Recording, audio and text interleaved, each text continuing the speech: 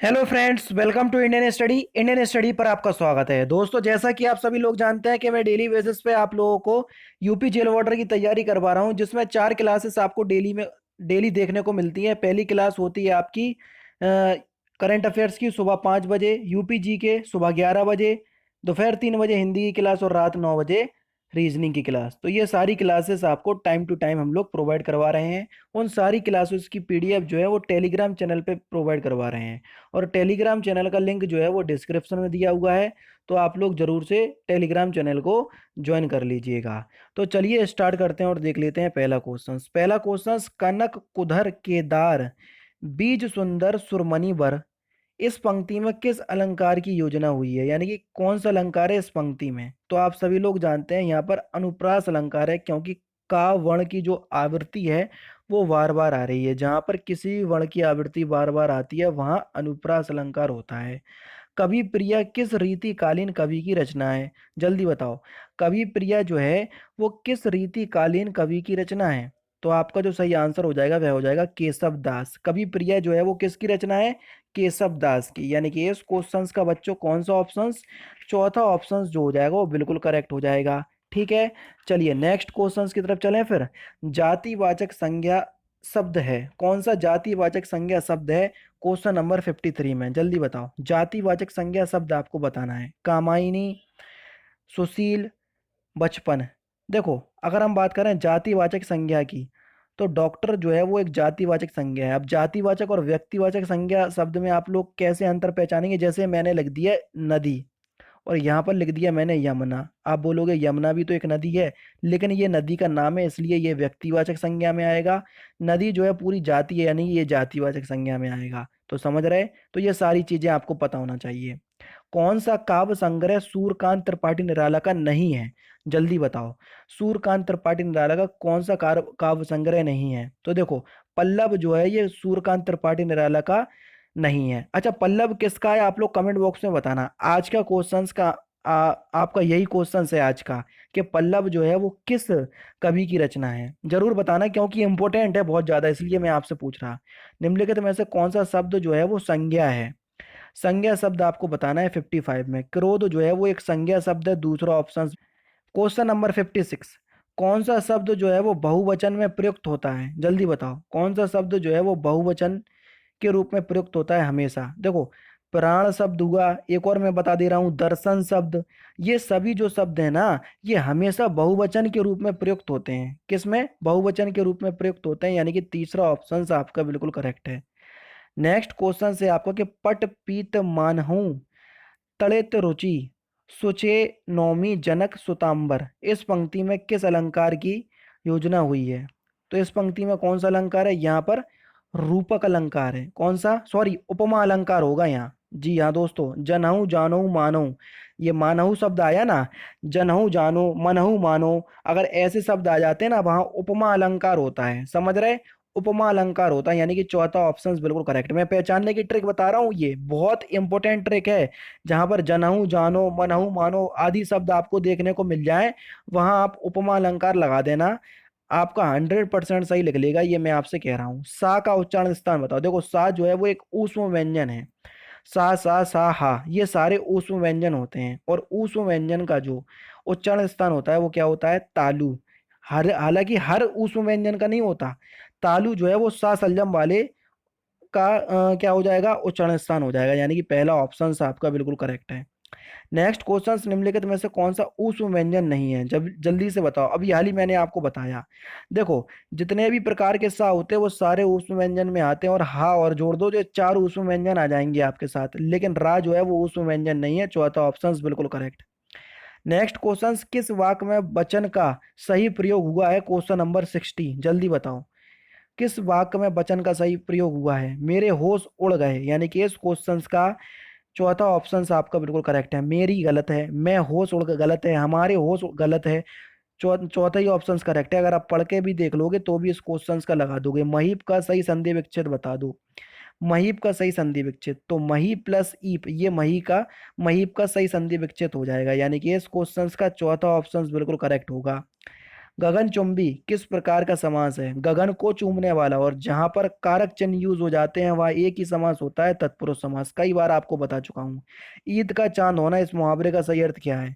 कभी कभी दिखना, यानी कि कभी कभी दिखाई देना। कहते नहीं है तुम बहुत, तो ईद का चांद होगा बहुत दिनों बाद दिखाई दे रहा है, उसका मतलब वही होता है। एह लोक विपरीतार्थक शब्द बताइए, यानी कि एह लोक का हमको विलोम शब्द बताना है। तो एह लोक का विलोम शब्द हो जाएगा परलोक। क्या हो जाएगा? परलोक। दूसरा ऑप्शन बिल्कुल करेक्ट है। निम्नलिखित में से कौन सा शब्द वर्तनी के आधार पर शुद्ध है? 65 वर्तनी के आधार पर कौन सा शब्द जो है वो शुद्ध है? अनिष्ट जो है वो एक शुद्ध शब्द है वर्तनी के अनुसार। चौथा ऑप्शन बिल्कुल करेक्ट।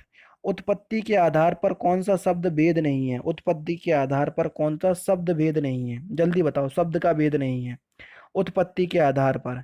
तो यौगिक जो है वो शब्द का भेद नहीं है उत्पत्ति के आधार पर। तत्सम शब्द सुने आपने, तद्भव शब्द सुने, देशज शब्द सुने, विदेशज शब्द सुने, लेकिन यौगिक शब्द आपने नहीं सुने होंगे, इसलिए चौथा ऑप्शन करेक्ट। कन्नौजी हिंदी की किस उपभाषा की बोली है? 67। कन्नौज किस लिए प्रसिद्ध है? इत्र के लिए प्रसिद्ध है, ये भी पता होना चाहिए। तो कन्नौजी जो है वो हिंदी की किस उपभाषा की बोली है? सही आंसर हो जाएगा पश्चिमी हिंदी की। नेक्स्ट क्वेश्चन, श्री गुरु चरण सरोज रज निज मन मुकुर सुधारी बरनऊ रघुबर बिमल जस दो दायक फलचारी। उपयोग पंक्ति में कौन सा छंद है? पहले तो आप ये जान लो, ये दोहा सोरठा चौपाई बरबे, इन छंद में कितनी कितनी मात्राएं होती हैं तभी पहचान पाओगे, समझ रहे? दोहा जो दिया है ना, दोहा के पहले और तीसरे चरण में 13 13 और दूसरे और चौथे चरण में होती हैं 11 11। दोहा का उल्टा होता है सोरठा छंद। कभी कभी तो यही पूछ लेता, दोहा का उल्टा छंद बताओ, तो सोरठा होएगा। सोरठा में उल्टा हो जाएगा। दोहे में पहले तीसरे में 13 13, तो सोरठे में 11 11। दोहे में दूसरे चौथे में 11 11, तो सोरठे में दूसरे और चौथे में 13 13 मात्राएं, समझ रहे? ये चौपाई दिया, प्रत्येक चरण में 16 मात्राएं होती हैं चौपाई के, बताया था। बरवे छंद दिया ना, बरवे जो है वो एक प्रकार का कौन सा छंद है? जल्दी बता दो अगर आपको पता होगा। ठीक है, मात्रिक छंद है, समझ रहे? इसी प्रकार से तो आपको बताना है। तो आपका जो सही आंसर हो जाएगा 68 का सही आंसर क्या हो जाएगा? 68 का जो सही आंसर होगा वह होगा एक दोहा छंद, क्योंकि इसके पहले और तीसरे चरण में 13 13 मात्राएं हैं, गिनने पे आपको पता चलेंगी। अगर मैं गिनने बैठ गया तो इस पर टाइम ज़्यादा खर्च होगा, इसलिए आप लोगों को बोरिंग भी लगने लगेगा। नेक्स्ट क्वेश्चन, नील सरोहु श्याम तरुण अरुण वारिज नयन करऊ सो मम उर्धाम सदा क्षीर सागर शयन। उपयोग पंक्ति में कौन सा छंद है? यहाँ पर कौन सा छंद है? तो यहाँ पर जो छंद है, यहाँ पर सोरठा छंद है, दोहे का उल्टा, समझ रहे? तो आप लोग आसानी से इनको क्या कर सकते हैं, मात्रा को गिन, हालांकि मात्रा गिनना भी मैं आप लोगों को एक वीडियो में बता दूंगा, उसमें टाइम ज़्यादा खर्च होगा। एक मयान में दो तलवार, इस मुहावरे का सही अर्थ क्या है? जल्दी बताओ। एक मयान में दो तलवार, इस मुहावरे का सही अर्थ है कि एक ही स्थान पर दो समान अधिकारी नहीं रह सकते। तमस किसकी रचना है? जल्दी बताओ, तमस किसकी रचना है? भीष्म साहनी की रचना है तमस। तमस जो है वो किसकी रचना है? भीष्म साहनी की। नेक्स्ट क्वेश्चन, बाबा बटेश्वर नाथ ये किसकी रचना है? बाबा बटेश्वर नाथ ये किसकी रचना है? ये नागार्जुन की रचना है। किसकी? नागार्जुन की। पहला ऑप्शन करेक्ट है। कुरु कुरु स्वाहा के रचयिता कौन है? 73। इसके रचयिता है मनोहर श्याम जोशी। इसलिए जल्दी बता रहा हूं, अगर आपको याद होंगे तो तुरंत बता बता पाओगे। 74। नित नव नीला, हालांकि ये जो आपके दिए हुए हैं ना, इसमें मात्रा छांटने को आपको इतना कठिन पूछा नहीं जाएगा आपसे, लेकिन अगर 1% भी एग्जामिनर ने कठिन क्वेश्चन पेपर बना दिया तो ऐसे क्वेश्चंस आपको देखने को मिलेंगे। तो इसलिए ये मैं सेट पेपर लेकर के आया। ठीक है, तो इसमें कौन सा हो जाएगा? इसमें कौन सा छंद है? तो इसमें वर्बे छंद है, यानी कि पहला ऑप्शन आपका बिल्कुल करेक्ट है। कौन सा? पहला ऑप्शन जो हो जाएगा वो आपका बिल्कुल करेक्ट हो जाएगा। ठीक है, चलिए नेक्स्ट क्वेश्चन की तरफ चलते हैं। हरिमन मोही ना सुहाए, इसमें भी आपका कौन सा छंद है ये आपसे पूछा गया है 75 का। तो यहाँ पर सोरठा छंद हो जाएगा। कौन सा? सोरठा छंद। दूसरा ऑप्शन आपका बिल्कुल करेक्ट। किस वाक्य में विशेषण संबंधी अशुद्धि नहीं है? 76 का सही वाक्य बताओ। 76 का सही आंसर क्या हो जाएगा? वहां ज्वर ही सर्वोत्कृष्ट चिकित्सा होती है, यानी कि इस क्वेश्चंस का पहला जो ऑप्शन जो हो जाएगा बिल्कुल करेक्ट हो जाएगा। वहां ज्वर यानी कि बुखार की सबसे अच्छी चिकित्सा होती है, पहला ऑप्शन जो है वो अशुद्धि नहीं है इस ऑप्शंस में।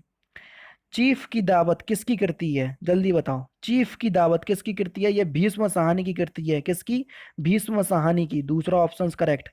जिस शब्द की विशेषता बताई जाती है उसे क्या कहते हैं? तो जिस शब्द की विशेषता बताई जाती है उसको हम क्या कहते हैं?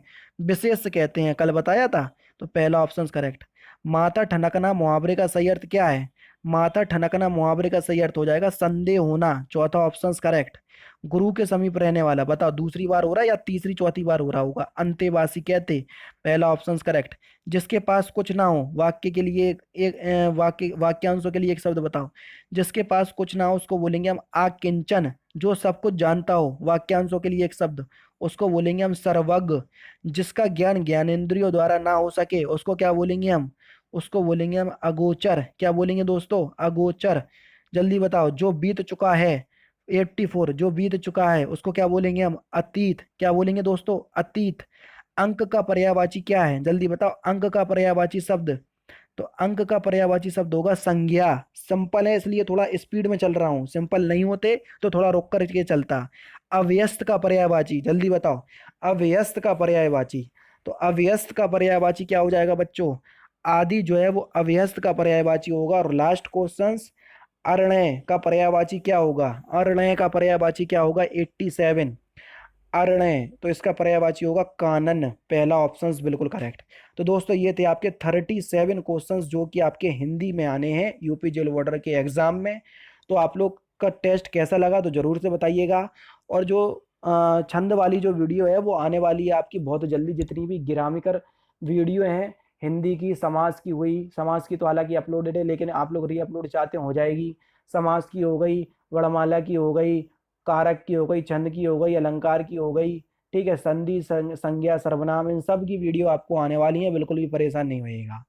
तो दोस्तों फिलहाल की वीडियो में सिर्फ इतना ही। अगर आपको वीडियो पसंद आए तो प्लीज़ दोस्तों वीडियो को लाइक कीजिए, शेयर कीजिए और साथ ही साथ हमारे चैनल को सब्सक्राइब करना ना भूलें, क्योंकि मैं रोजाना इसी तरह की वीडियोस आप लोगों के लिए लाता रहता हूँ। नमस्कार दोस्तों, जय हिंद, जय भारत।